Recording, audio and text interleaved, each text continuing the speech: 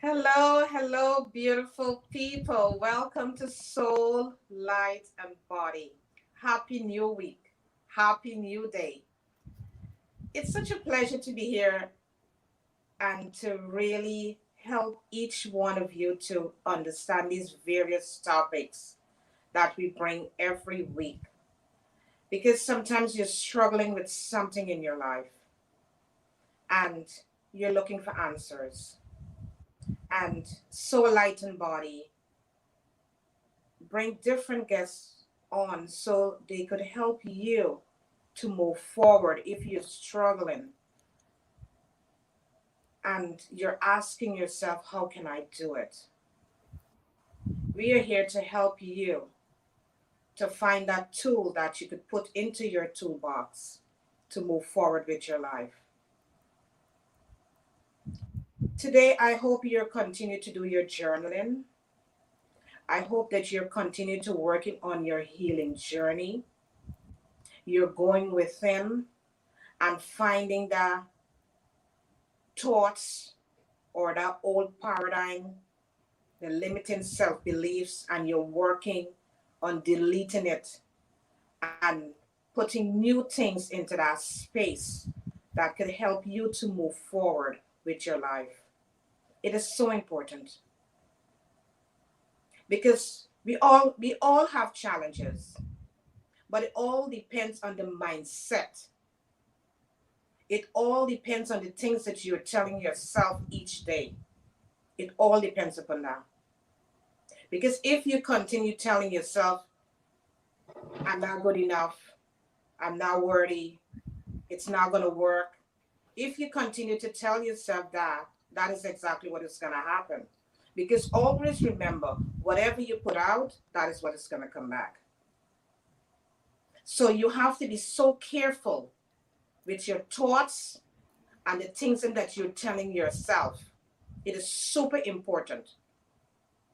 Today we have such an important subject: relationship, enriching relationship. How is the relationship with yourself and others? How are you seeing your significant other?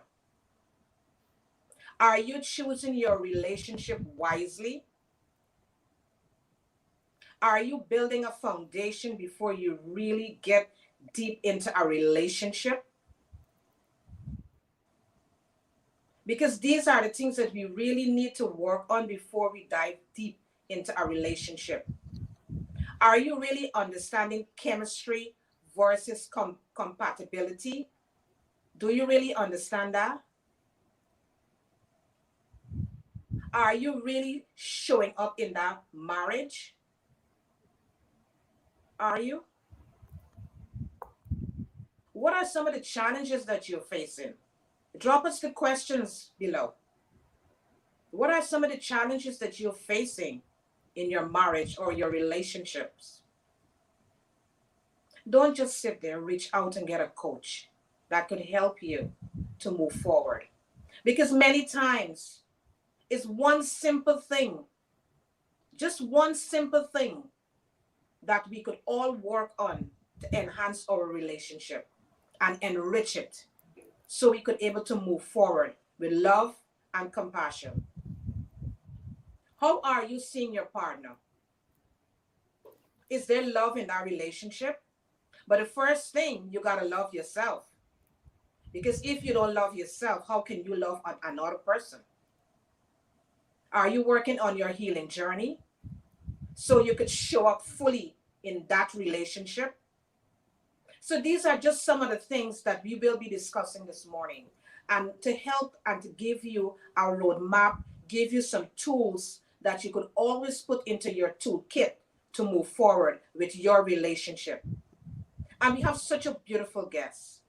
Sharlene is really here to help us to understand how we can work through our challenges and have a meaningful, enriched relationship.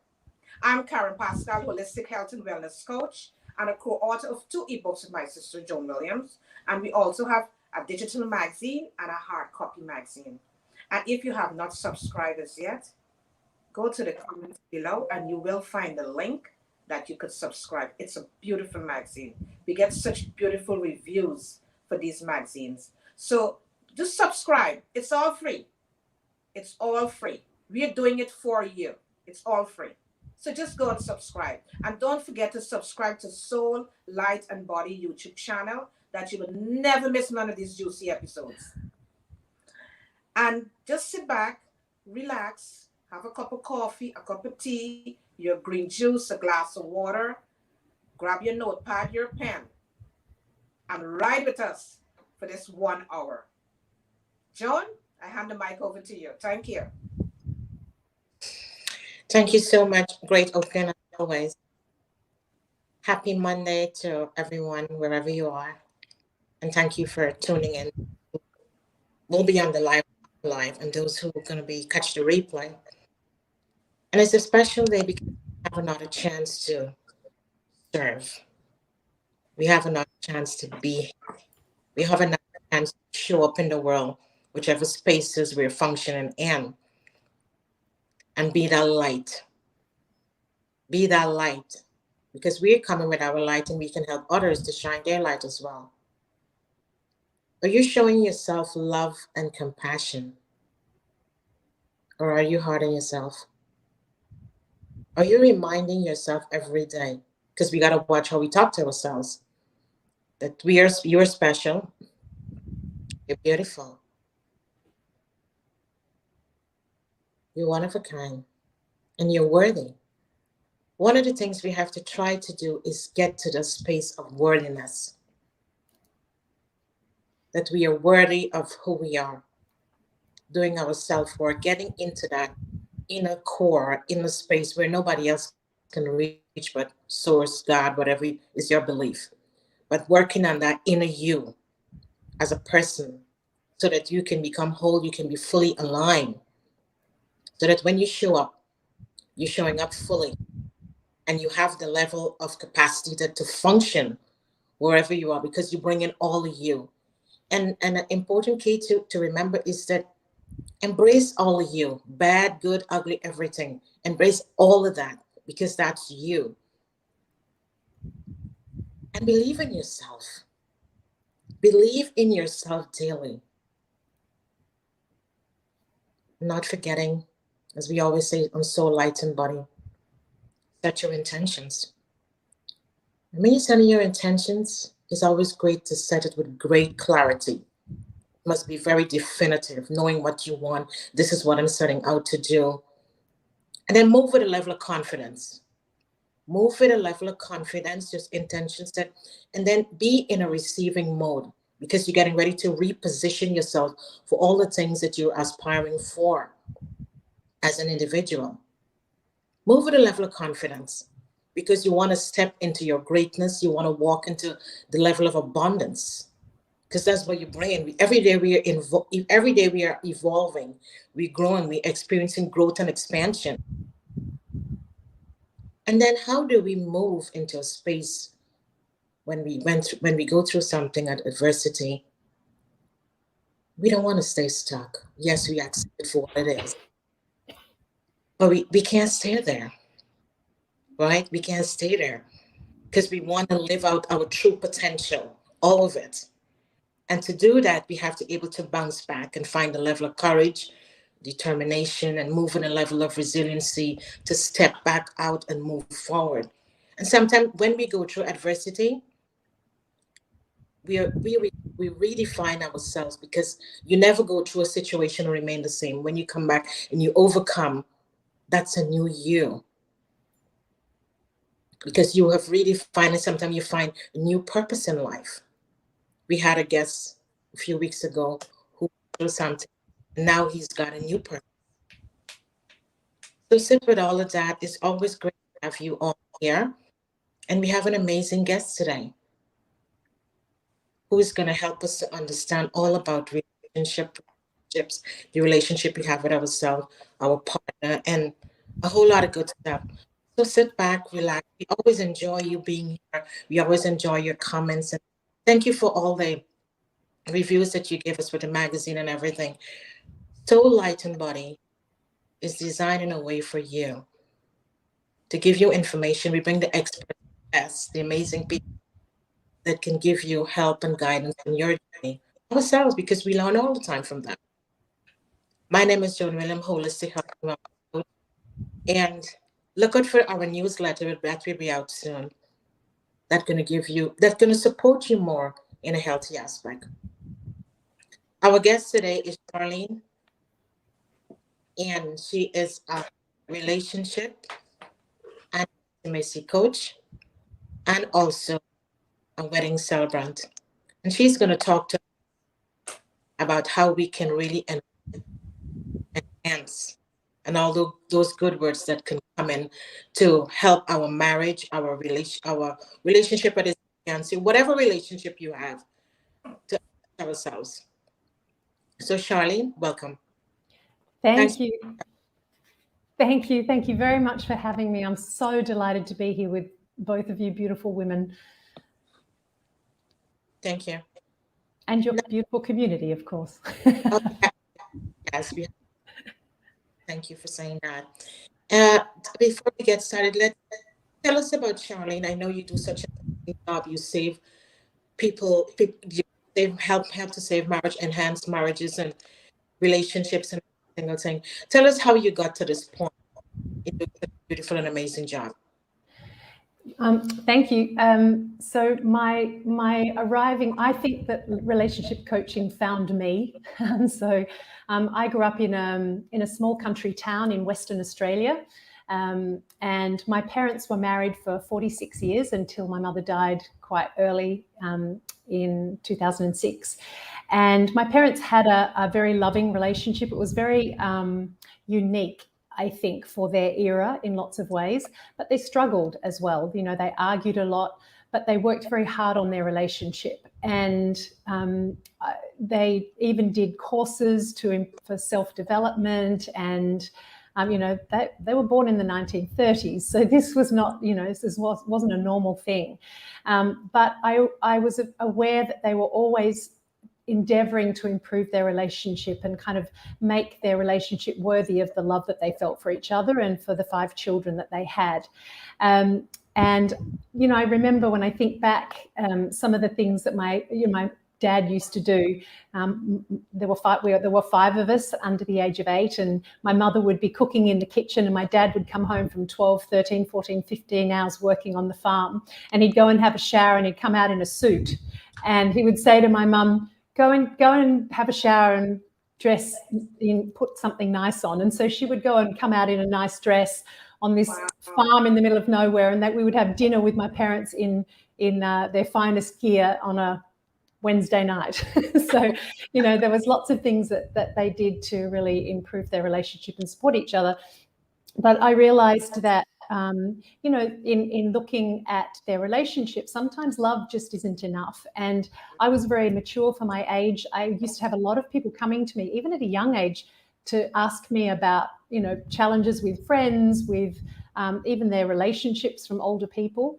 And so when I had many careers over my lifetime, and I think they all led me here because I became first a life coach because of an English student that I had that told me that I helped him with something, that I was more a coach than just an English teacher, and a light bulb went off.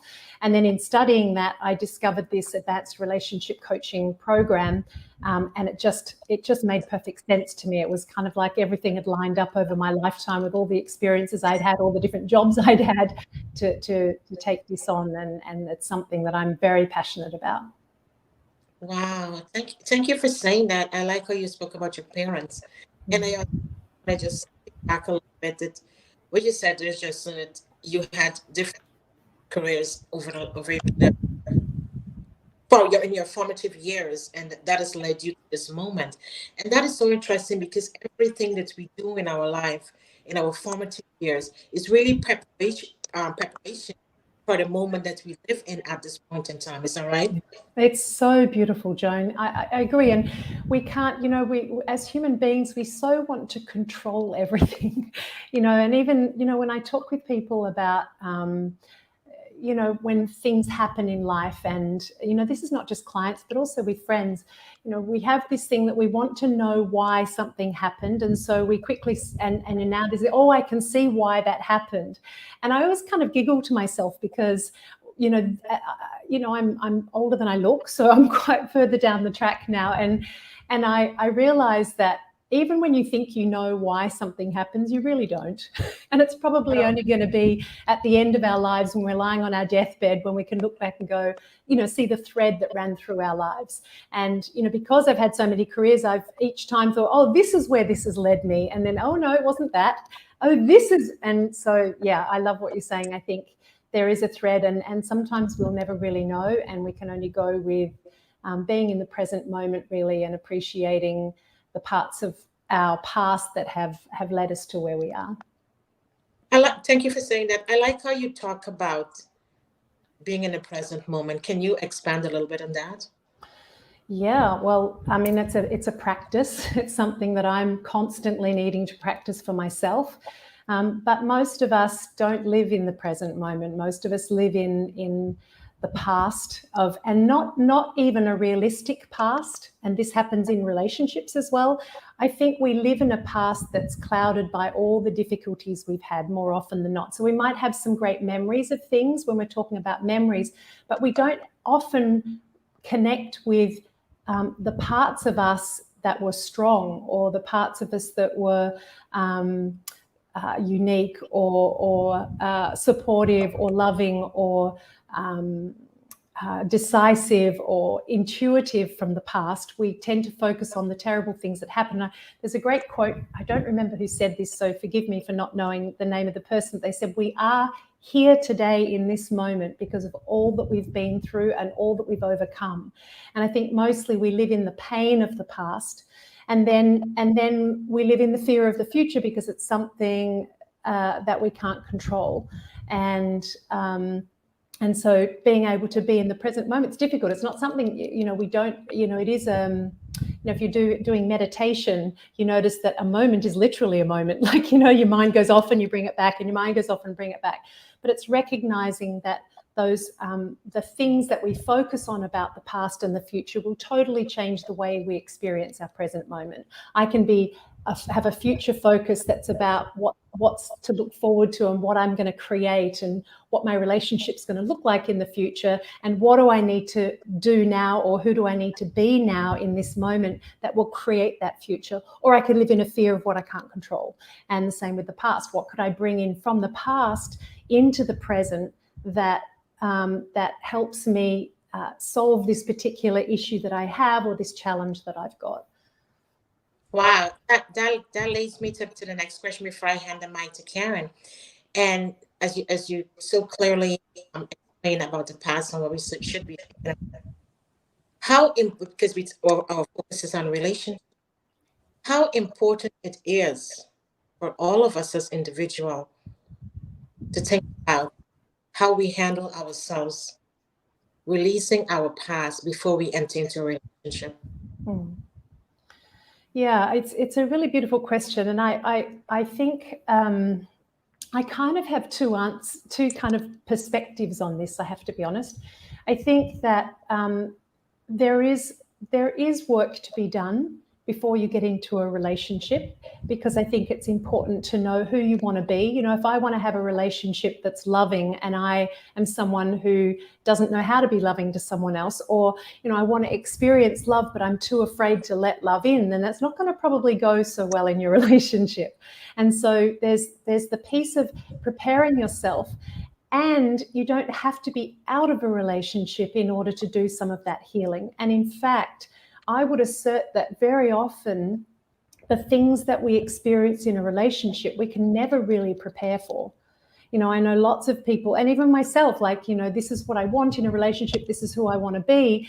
And then it's challenging. And then another part of me rears its ugly head, and I behave in a way that that is not who I want to be. And so, you know, relationships are definitely, I think they're very much, and I'm not the first person to say this, but they are a place of the greatest pain, the greatest challenges, and also the opportunity for the greatest joy and the greatest love and the greatest growth. And so there is a part also, I think, Joan and Karen, where we can also grow inside a relationship if that's what we decide. It doesn't need to be that we leave a relationship in order to do that. Some people do. Everybody's different, but you have to look at, what is there that I could do here? And that if I'm going to prepare myself, remember that when you get into that relationship, all that work you've done just might not always be just enough, So I think that's important to remember, because we're all human and we get triggered by different people and different things and different situations. So thank you. You're absolutely right what you mentioned there just now, Sharlene, because many times we may go into a relationship and sometimes I call it baggages that we're carrying around from past relationships or trauma that we went through, and it's always good if we decide to enter into a relationship.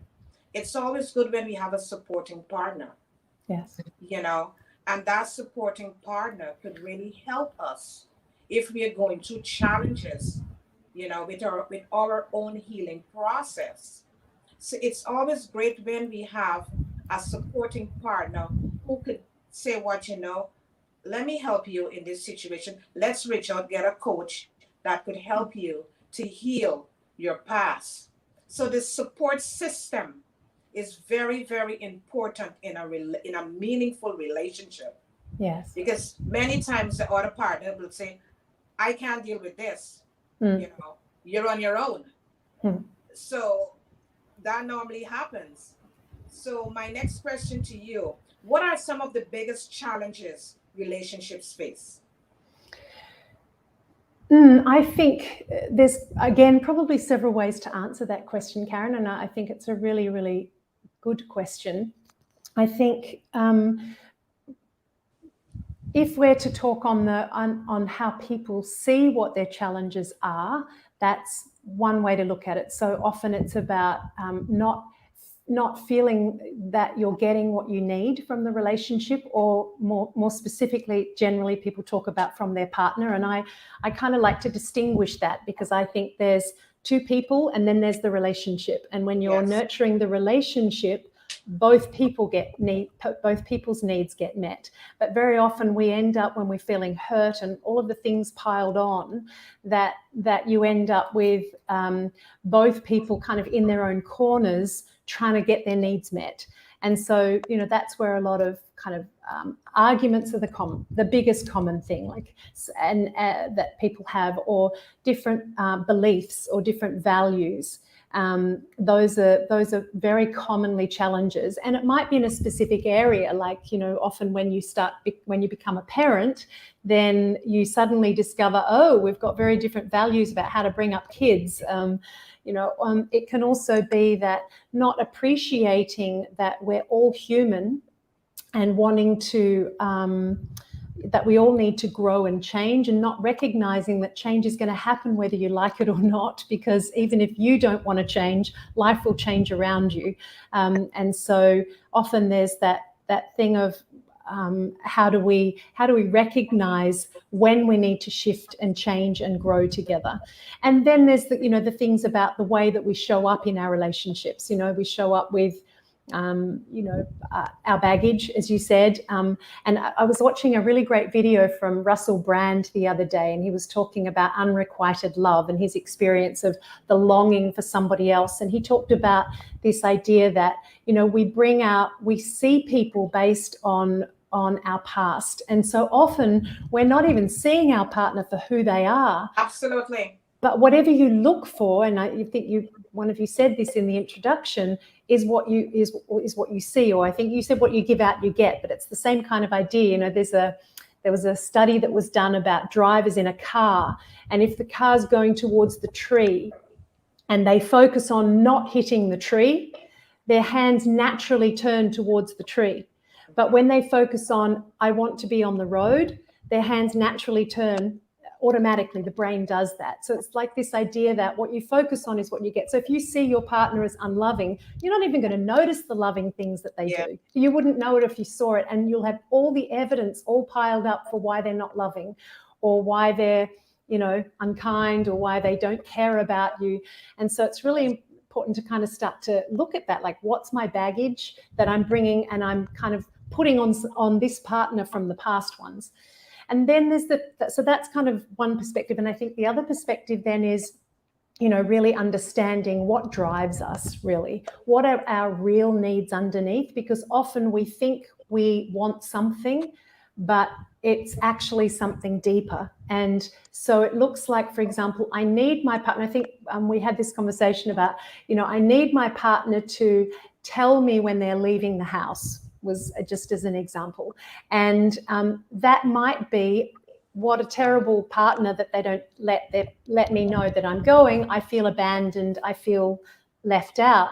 But and I need my partner to do that in order to feel safe or to feel loved. And I think getting underneath that is, you know, what is that deeper need? The deeper need is that I have a need to feel appreciated and loved, and then to get super clear on what that has to look like, because sometimes we make it impossible for our partners to meet our needs because it's like it has to look like this, and it has to be every time, and if they don't do it every time, then they don't love me. You know, it's this kind of thing. So getting underneath those deeper needs, and also needing to work as a team. A relationship is a team effort, and you can't have a team if you're on opposite sides pushing to try and get your needs met. And often I find couples get to a place where they no longer even want to meet their partner's needs because they're so resentful and hurt that their needs are not being met, and they don't realize how much power they have to understand their needs differently and meet them for themselves, even if that means communicating that in a way that their partner can understand.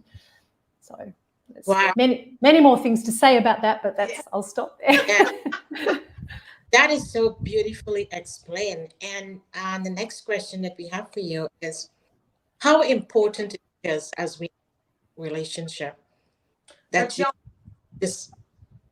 there is someone asking a question. So let's ask Charlene to answer that, and then we're going to proceed with the next question. Sure. Charlene, are you seeing the question? The person is asking? Yes, they live in the outback in a caravan with their children for years to escape a relationship. Or no, why would a person want to still be alone after years free of healing? Why, asking for a friend, love it. Why would a person still want to be alone after 3 years of healing? Well, it's a good question, and I would be asking what is beneath that, because you know, you can heal yourself, and there's still fear, because when you get back into a relationship, as I said before, there's still the pain from the past. So the healing, it depends on what kind of healing you've done. And then there's the question of, what do you want to create? And I think it's really important. A lot of us are afraid to think into the future, but what would you want to create? What would be, for some people, they choose to be alone. And I have no judgment of that, if that's something you decide, but it's worth looking at. Is it because I'm afraid?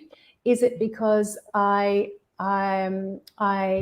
can't see how I could have a relationship even with all the healing I've done?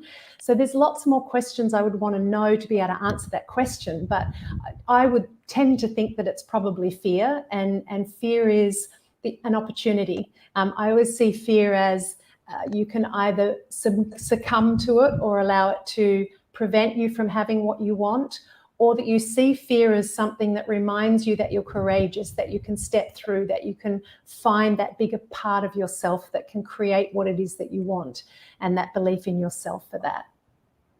Great answer. Joan? First of all, we just want to thank you again for being here to enrich us this Monday morning with how we enrich our relationship. And the question that I was going to ask is, when entering a relationship, how important it is for us as the individuals who enter in this relationship to discuss what are our core values, but how important it is to set boundaries in order for us to enhance and enrich this relationship we are embarking on, or that we are in. Joan, it's such a good question, and I don't think it's something that many people do, quite frankly. True.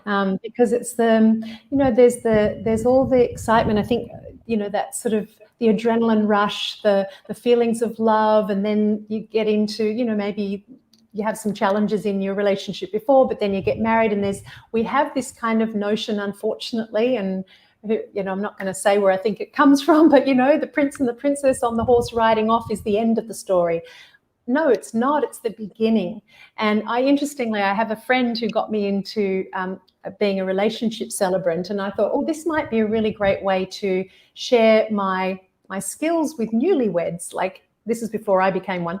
And I thought, what a beautiful opportunity at the beginning for couples to look at, what do they need to understand? What skills do they need? What do they need to understand about themselves and each other to really create a relationship going forward? So I said to her, what about if I give you a voucher for 20% discount for a coaching session? And I was thinking, how great, this would be so exciting to be able to, contribute to people at this. And she said, oh, why would I do that? They're just getting married. I don't want to tell them that their relationship might end. And I was really shocked, because that is the kind of approach that I think we have that's so flawed. It's just so flawed, and sets us up for so much pain and hurt. Yeah. Because to think that you go into a business, for example, or to become a parent, and that you're never going to have any challenges or not experience any problems and not prepare for that. We insure ourselves against accidents, we insure ourselves, our homes, our lives, our everything, and we don't insure our relationships. And so I think that values part is super important, Joan. And I think a lot of people, they're afraid to talk about that stuff, because what if they discover that this isn't the right person and they have to go and be single again and look for someone else? And, that process can feel hard and difficult. So sometimes it's like, go with what I've got rather than anything else. And, our values also change over time. So even inside your relationship, no matter how long you've been together, and Karen, I know that you're married. I don't know how this is for you and your partner, but constantly talking about this stuff and how we're growing and changing. What are our values now? I've got different values to ones that I had when I was 25. Yeah. And to expect us all to stay the same and nothing to change is just, it's just setting ourselves up for pain and hurt. And I just feel really quite sad about that, actually. Yeah. So yeah. I think it's super important.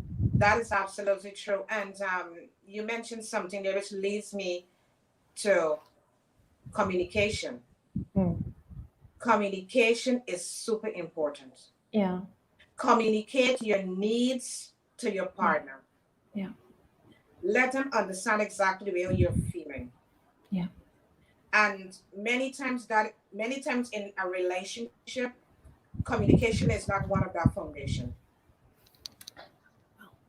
And we tend to shy away and don't express ourselves the way how we are feeling, express our needs to our partner to help them to really understand who we are. Yes.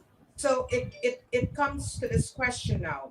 How can one express themselves to their partner? Oh, this is so beautiful. I love your questions. You two are amazing.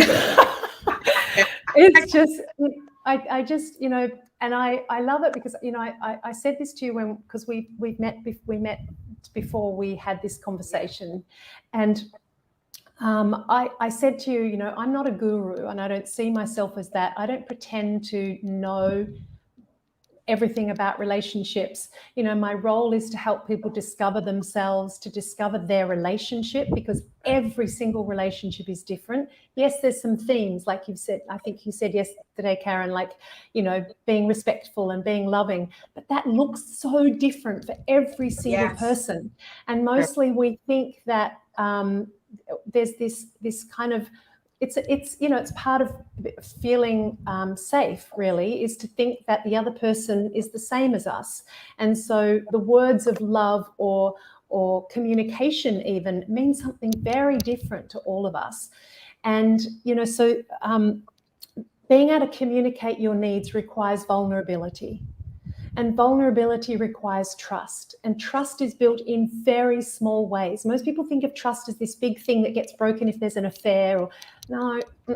Trust is that little thing that you said that just tipped the balance. It was that little thing that it could be that one time additionally where you just ignored something, and trust gets broken in those small ways. So making sure that you keep trust in your relationship is important, and communication is both sides of that. So the communication builds trust, and the communication or lack of it will break it down. And so one of the things that I am very passionate about is helping couples to understand that just communicating your needs is not always going to be helpful, because if you communicate in a way that triggers your partner, or you communicate in a way that they can't hear you, then they're not going to listen. Or they're going to shut down because they've now been triggered. And so there's a lot to understand. And this is the beautiful work for me. It's like, what is my deeper need? And how can I communicate in a way that doesn't create separation? It's possible to set boundaries, not in a way that builds a wall, but in a way that creates connection between the two of you. And that takes work. It takes understanding what's the language of your partner. One couple that I remember working with, we were talking about her telling her partner that she loved him, because what was really clear in our work, I was only working with her, and what was really clear is that this man just didn't feel valued. She was so capable and competent. She took care of everything. She took care of the business that they had together, took care of the kids, the home, the family. She did everything. And, to an outsider, how beautiful. Her partner, on the other hand, was quite aggressive and angry, which was from the past as well. And we through this kind of needs process that I work with, we were able to see that he just felt a bit like a bump on a log, quite frankly. And so didn't feel her love. And she said, well, he knows. And I said, well, what if he doesn't? And Sure. so, I said, could you do something that would, what could you do that would have him feel loved every day? Could you tell him? And she went, oh, I don't want to tell him, like, I don't feel comfortable with that. And so I said, great, perfect. So what would you feel comfortable with that could speak to his needs as well? Or how could you get comfortable with saying it if that's what he needs? Because it turns out that words were important to him. So there's, all of these pieces, and diving into it, it's those nuances of communication that are really important as well. Wow. And That is so Christina's saying, she said, relationship balance sheet. I'd love to know more about what she means by that. And she also is saying, I really like the book Love Languages. It explains what needs drives people. Yes. Yeah, and I love that book too, and I use the concepts from there. I think people often mistake what the Love Languages book is actually all about. So I've had clients come to me going, well, he knows my love language, why isn't he doing it? This kind of thing. So, the love languages, the most important part about that is understanding what your own is and learning to communicate that, and also remembering that whatever your partner's love language is, that it's probably going to be the hardest thing for you to give to them if it's not yours. So learning to get good at giving in a way, again, that your partner understands. I also use some other concepts. So the 6 human needs, which I think goes even deeper than the love languages in some ways. And I also use 10 different love styles that people have. So we all have a different way of giving and experiencing love that's kind of more sort of in a general sense than just the 5. And I think they're super powerful. And there's many other sort of aspects that I use that I think are really, I think there's many perspectives we can use, and you find what it is that works for you and your relationship, what makes most sense to you and what moves things forward. That's the most important thing. Wow. That is wonderful. And that is leading me up to my next question for you, Sharlene. How it is stay balanced in a relationship? We start a relationship, we get married, and start a family now. How do we balance when there is a child or children? How do we that relationship satisfying our partner, taking care of our home, and all those components that surround it? How do we still able to fulfill our partner and making sure that harmony and that level of communication that is so important be maintained? It's so beautiful that you ask that, because it is one of the biggest challenges people have. And I think the first thing to understand, there's things to understand first. And I think that things always begin with that, in a way, that your relationship needs to be the most important thing. That when you have a stable, loving relationship, it impacts everything. You know, a lot of people these days make their children the focus, and for good reason. They demand a lot, especially when they're little, right? But when you keep your relationship strong, it helps your children feel safe. When your relationship is not strong and healthy and connected, your children don't feel safe. They're so sensitive. They feel everything. And I've got some fabulous stories from when I used to have a music school, and what would happen just by shifting a parent's anxiety about their child's behavior here, that their child's behavior completely altered without a single word to the child. It was incredible. And so I think understanding that our children, and often the challenges that you have with your kids, can come from the lack of safety and security between the couple. So I think making that really a priority is important. It's also important to remember that there are flows in life, you know, that sometimes you've just kind of got to get through the best you can. You know, if you're getting no sleep because you've got young kids, or there's a lot of demands from externally, it's important to just keep remembering that your relationship is the most important, and finding small ways. You know, even building in 10 minutes a day for some couples that I work with is hard work. But finding that 10 minutes to just spend together, where you're not talking about kids, not talking about work, family, external things, money, where you just get to connect with each other. And I have a beautiful 10-minute couples meditation that that's available for people if they want to access that. That's a beautiful way to just spend 10 minutes connecting with each other.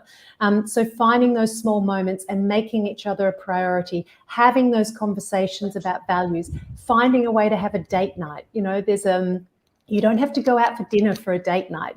You know, you can have a picnic on your bedroom floor with the door closed. You know, there's all sorts of, you could just massage each other's feet while you're watching telly.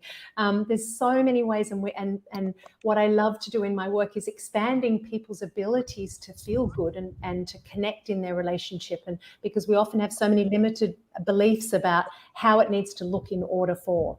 And so I think there's all of those parts are important, and to just fundamentally remember that it's the most important relationship that you can have. Wow. Beautifully said. Thank you so much. I like how you mentioned the part quickly that nurturing your partner, like just having your picnic in your own home, in your bedroom, giving him or her a massage, and just nurturing that relationship, just to the two of you alone, just finding that time to maintain that love, that sweetness, and enhance the relationship. That feels great. That sounds great. And it's not always easy to find that time. Also, sometimes, you know, that those nuances, you know, some people, for example, someone's a morning person and the other couple's an evening person. So how do they find that time? But very often it's about the willingness to find a time as well, because we all have the same 24 hours, and it's working out how to make it happen. And that sometimes requires a bit of creativity, let's face it, you know, and juggling. Absolutely right. You're absolutely right. Karen? Yeah. Excuse me.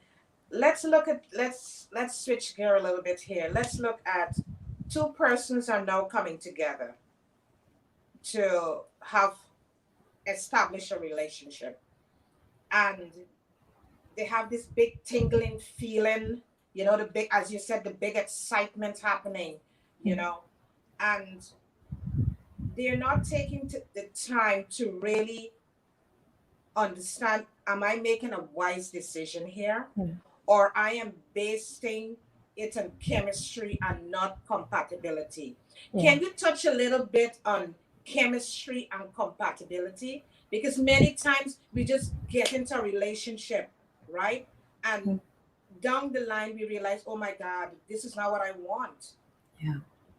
You know, so we get into the relationship on wrong footing, right? So can you explain a little bit what chemistry and compatibility? Sure, and it's a really important question, because that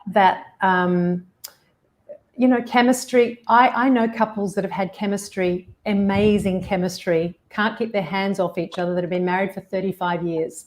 Some people are just very lucky. True. But for most of us mere mortals, we that sort of stuff comes and goes, or just stops happening. And people who have continued, in my experience, and the research shows that the couples that pay attention to their relationship and keep looking for how they can grow can ride through those times when the chemistry is not there, or they can find things to have chemistry with. Because frankly, chemistry comes from our differences, not from our similarities. Our similarities are our compatibility points. Chemistry often comes from our differences.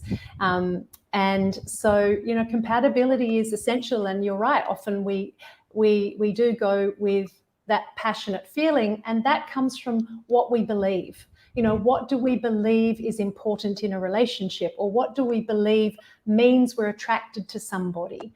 And very often when that chemistry just isn't there for a moment or for a period of time, because they haven't. And by the way, that chemistry, that sort of desiring of each other, is not necessarily chemistry either, I think. True. I think, that desire is built from trust and vulnerability and connection and all of those beautiful things, intimacy. But the important piece, as you said, is what are we compatible with, and why I think what's a really useful thing for couples to do, a little bit what you said, Joan, is to sit down, if they decide they're going to be together in whatever way, to have a conversation about values, to create a vision for the future. What do we want? And to examine their beliefs. What do I think? What do I believe about relationships? And does that belief serve me for what I really want? Our beliefs are always there to serve us in some way, but often they're there to protect us so much that they protect us from having what we really, really want. And so being able to kind of look at, if my belief is that, let's say, I don't know, all women are super emotional and, it's impossible to understand them. If that's a belief I have, then me wanting a relationship with a woman or a man, or I'm heterosexual personally, but if you're wanting a relationship with someone who is that way, then you have to understand that your belief is stopping you from actually experiencing the fullness of that person and the richness that they can bring to your life, and to recognize that you're probably attracted to them because you're probably the opposite anyway. And so I think there's so many things, but I think that the values conversation and how you're compatible with having some things in common is important. Not everybody needs everything in common, but having some points where you can connect or are willing to connect with the other person's likes and dislikes, and then creating that vision for the future. And what would we need to know about ourselves? How would we need to connect? What would we do when and if the chemistry is not there anymore? And having and imagining that experience and what is there underneath. Wow, wonderfully explained. Yeah, that is beautiful. And it's just nice how you explained it. You have a question, Karen, or should I move into another question? I have one more question. Go ahead. Yesterday in our conversation, you said it's good to come in when things are good and get support. So many times we wait until things start to pull away. Yes. And then we are looking for that support system from a coach, right? At what point should one seek a coach to help them with the relationship? Do they wait until it starts to come apart? Or if there are signs and signals that is leading towards that direction, should they really start to swing towards a coach? Can you explain? Yeah, I'd love to have my 2 cents worth about that. Quite frankly, where do we get any idea of what relationship, where do we get any training about that? I mean, I would love to see skills and things much more in schools about what is it, how is it to have a relationship? How is it to resolve conflict? How is it to communicate, build trust, all of those things? There are some programs out there, but it's not particularly something I was ever taught. So you go on what it is that somebody else showed you, which may or may not be an example you want to live to, and then you go maybe the opposite direction of that, in a retaliation to what you witnessed between your parents, for example, and now you're doing it not in a conscious way, but in a way that's to try and do it differently, which doesn't always get you what you want either. I think, you know, ideally it would be great if this was in schools.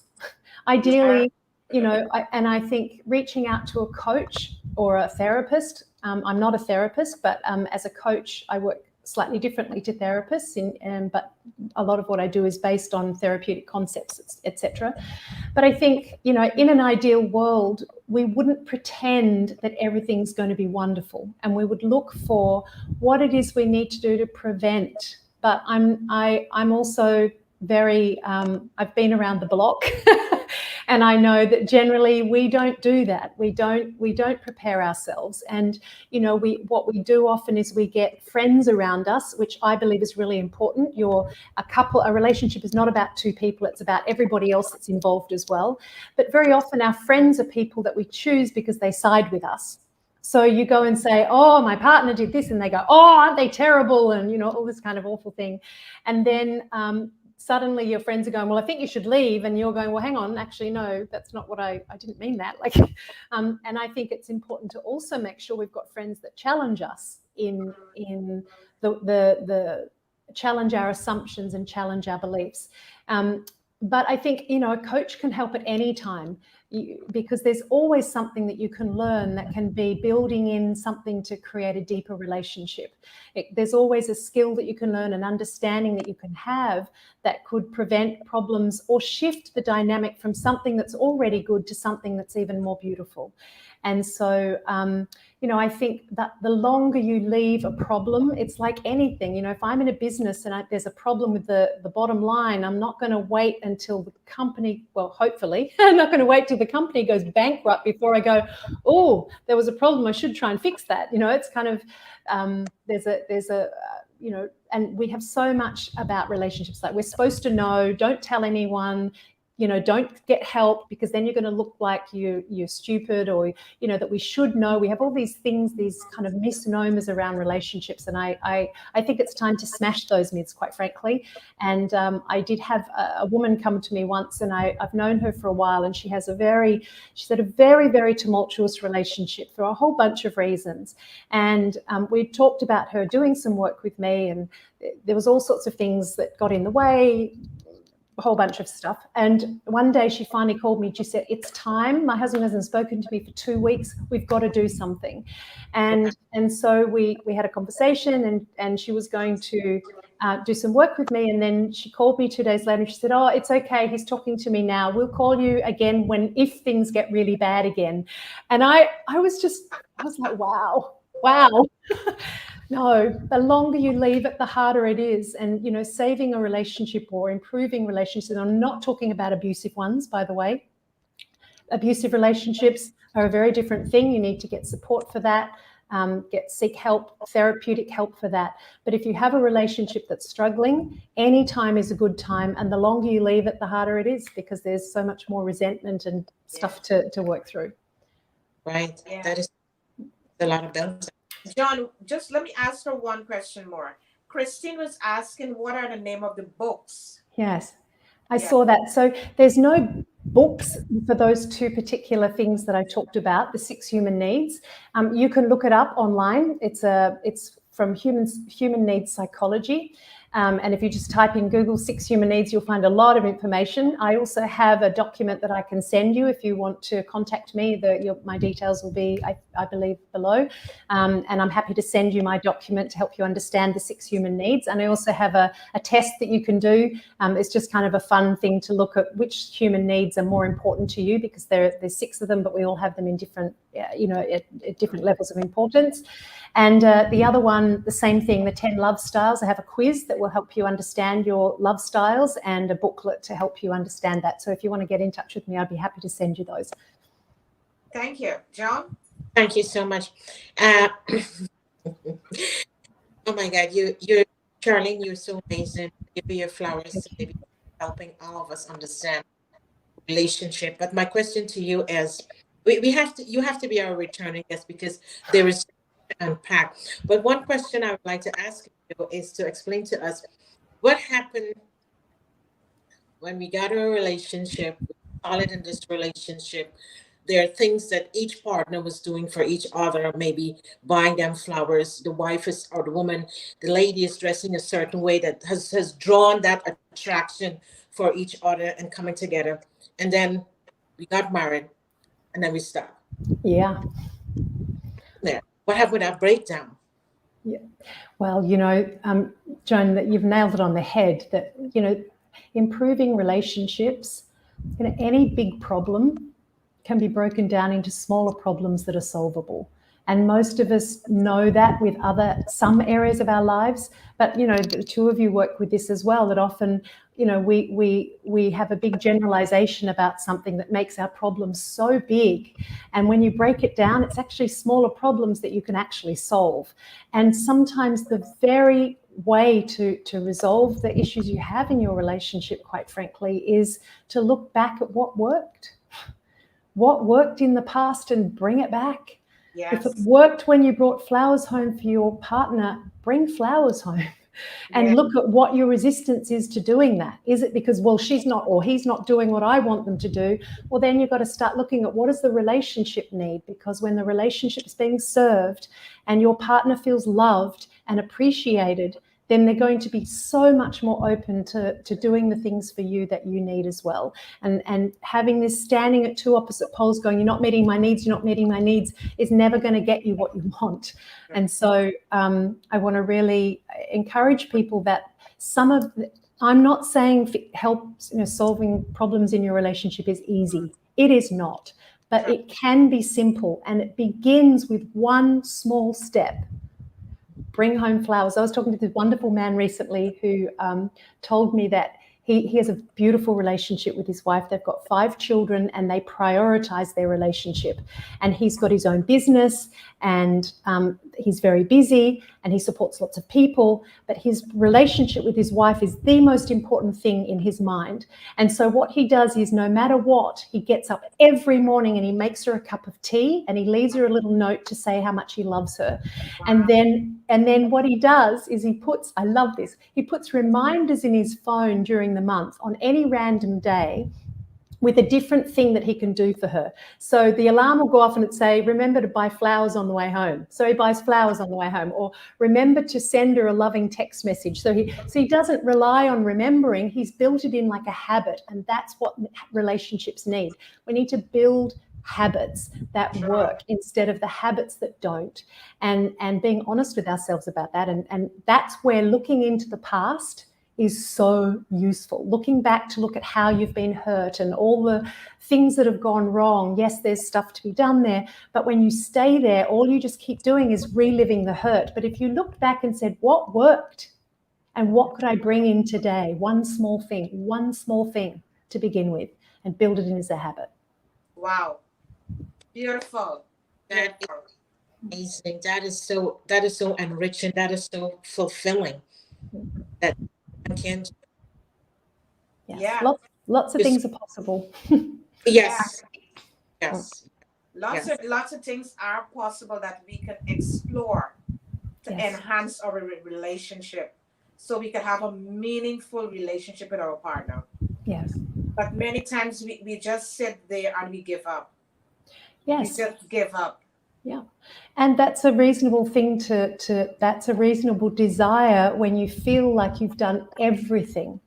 But the thing that I want to say, if there's anything that I could share that I think is really important, it's that you don't know what you don't know. And we only know all the things that we know to do, but very often it's that little thing that you weren't aware of, or that you didn't understand, or that you didn't know, that could make a massive difference. And I think it's important. That's where I think having somebody that can ask questions to help you get to what that is. Again, as I said, I don't presume to know you or your relationship. I like to get to know it. But it's about what can you discover with a different perspective or from a different point of view that could give you a new way of showing up in your relationship that might actually make a difference. Absolutely right. You're absolutely right. You know, and if we realize that we are reaching to that point of giving up, we could reach out and grab ourselves a coach. Yes. Yeah, You know, definitely. we could sit down and we could talk to a coach and share and be honest. Be honest when you're sharing, and let the coach really understand exactly what's happening with your relationship. And you may be surprised that that coach, like Charlene, could help you to turn things around in your relationship and help you to see your relationship through a different lens. Mm. Because many times we are just looking through one particular lens, laser focus through that lens, not realizing if we could get someone like Charlene as a coach to help us to articulate and go deeper to find the true meaning and to understand certain pointers that is within ourselves to help us to move forward with our relationship. So Charlene, before we leave, is there any juicy tools you want to leave with us? Sure. I would. Well, I think the juicy tools are to do with this idea of what worked in the past. So go looking, go on a treasure hunt, and being curious. I think that's the biggest one. Most of us lose curiosity about ourselves, let alone our partner. And so, what if you had a curiosity hat? What would that look like? Some people, you can imagine what it would be like if I put my curiosity hat on. What could I understand about my partner or about myself that I haven't seen before? And that sounds like a weird question, because you're like, well, of course, if I knew, I would have seen it. But just even asking yourself that question, if I was being curious, or if I were being curious, what could I notice? What could I understand that I didn't understand before? And it's a great journaling thing. I know you talked about journaling. It's a great journaling question, because often when we're journaling or a question like that, and this happens even in the coaching, that it doesn't come out immediately. You're like, I don't know. You just write, I don't know, and then you keep asking the question. And when you come to the end, you go, well, I think that's it now. You ask yourself one more time. Or two more times, because it's often at the end that we finally release our brain to give us something new. And so to be patient with that process, and build in one step at a time. Just choose one thing, get success at it, and move on again. Maybe it's hugging each other every day again, or maybe it's giving each other a passionate kiss, or maybe it's about telling your partner every day that you love them in some way that they can hear it, or doing something loving for them. Find one thing that you can build in. That would be my pointer. Yeah, beautiful, beautiful. Tommy is saying that in season, he said, I picked wildflowers along walking trail for her. Small thing, but shows more than buying flowers to me. Absolutely. That's beautiful, Tommy. That's Beautiful. beautiful. Yeah, Absolutely. Well, that's a recipe for a long and happy marriage or relationship. yes, Yeah, it's beautiful. yes. So true. So, Charlie, we just want to thank you so much for taking the time and sitting with us this morning and helping us to really dive deep into relationships and helping us to understand how can we save our marriage, the things that we need to do in order to work with our marriage. And we don't necessarily have to really give up. We could reach out and grab ourselves a coach that could really, like you, Charlene, that could help us to walk in newness, help us to enrich what we already have existing. Because to go start over another relationship, that's a whole nother ball game. Yeah. So we have something in our hand already. Let's try to sort it out and try to enrich it and enhance it so we could able to move forward and able to see the value in each other, because that's very important. And I like when you said about curiosity. We need to pay attention, be more curious, and I like you talked about love languages. So we really got to pay attention to our partners to really understand them in depth, because that is very, very important. And we just want to thank you for coming here this morning and giving us the tools that we need to put into our toolbox to move forward, living an enriched relationship. Joan? Wow. This hour went by so quickly. And yeah, one of our returning guests, because it is so special. We all look for love. Our needs are all different in different areas. But just want to touch on what you close this out with. It's some key things. If there is a need for your partner and something that you have not done before, a passionate care and embracement, and remind our partners that I love you. You're special to me.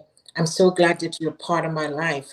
Yeah. I'm so grateful that you're supporting me through my journey. And it's really, and as you mentioned yesterday, simple just hold the hand of your partner and bringing that level of intimacy closer, that we can live a fulfill and enriched life. So it was just such a joy this morning to have you sharing space with us and enlightening us and give us a level of clarity how we could move in a direction of love language, understanding each other much better on a deeper level.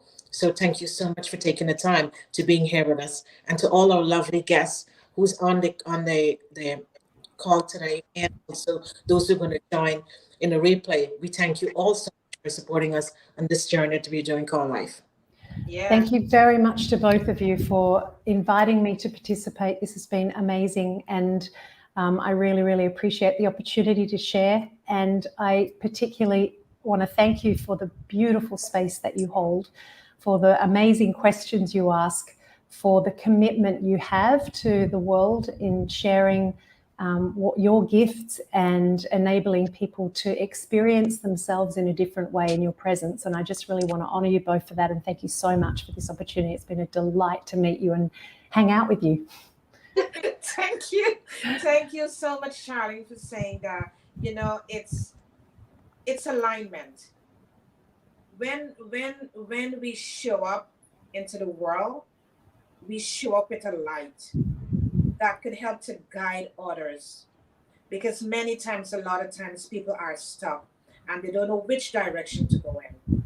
So that is why myself and Joan, along with Tommy, we created Soul, Light, and Body. So we could able to bring guests on to help people to find that light within themselves. Because that light is there.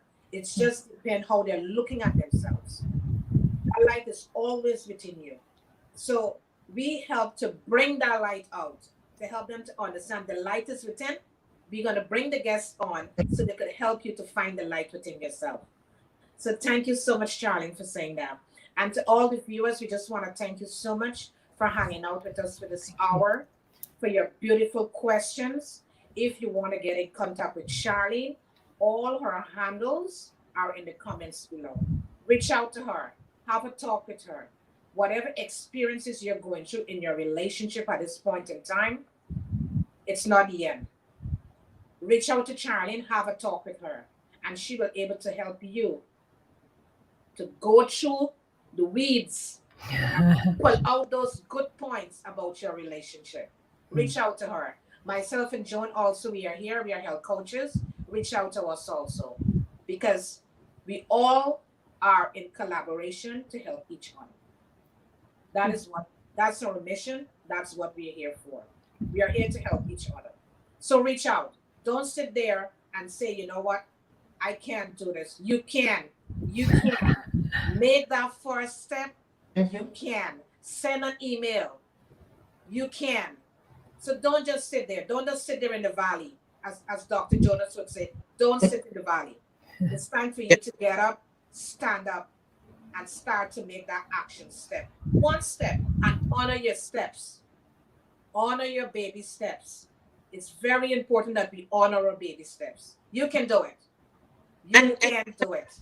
And to add in, just make sure that you believe in yourself and know that you are enough. Get to the level of being worthy and know that you're special. You want to just remind yourself and just watch how you talk to yourself every day. Because yes, you are special and you are worthy. Thank you. Absolutely. And like someone is saying, You are all appreciated and loved. Yes, we Yeah. all are loved. We all are loved. We all. We have love within us. Love is one of our core values. That's one of our core values is love. But it all depends how you look at it. It all depends how you look at love. That's the So centerpiece. yes, that's a centerpiece. So we just want to thank everybody for joining us today once Yes, again, thank you. and have a fabulous week. We will be on Friday with another fabulous guest to bring value, to give you the tools that you need to add to your toolkit. Have a wonderful day. Bye-bye. Bye, everybody.